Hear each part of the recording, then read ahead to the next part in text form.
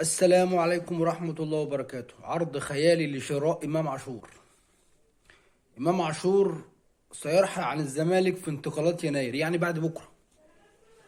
كل الصفحات النهاردة سواء أهلوية أو زملكاوية بتتكلم على رحيل إمام عاشور عن نادي الزمالك، مع إن الكلام ده كله هبل. يعني الكلام ده كله هبل.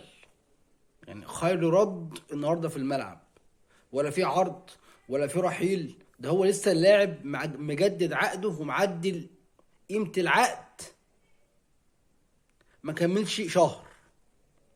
تيجي انت النهارده كصفحه اهلاويه يطلع يقول لك عرض خيالي لشراء امام عاشور. هو فين مصدر الكلام ده؟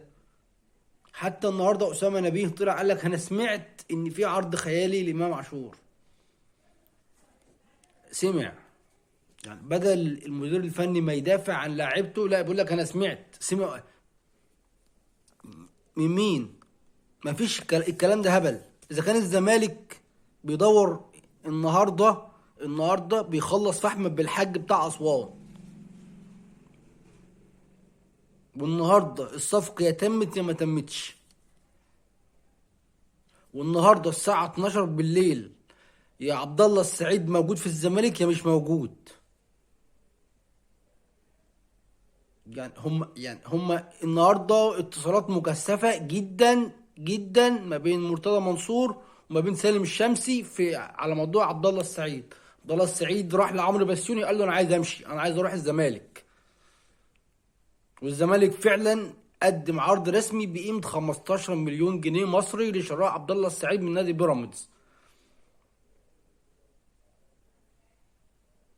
والفكره كلها في الاداره، مش في مش في عبد الله السعيد. عبد الله السعيد نفسه مرحب انه يجي يلعب معانا.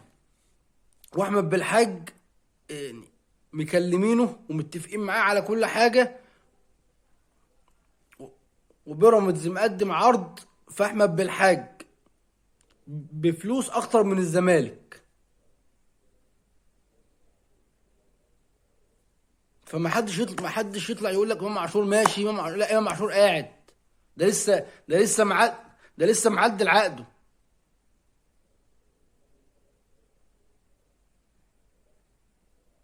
ده اسمه هبل.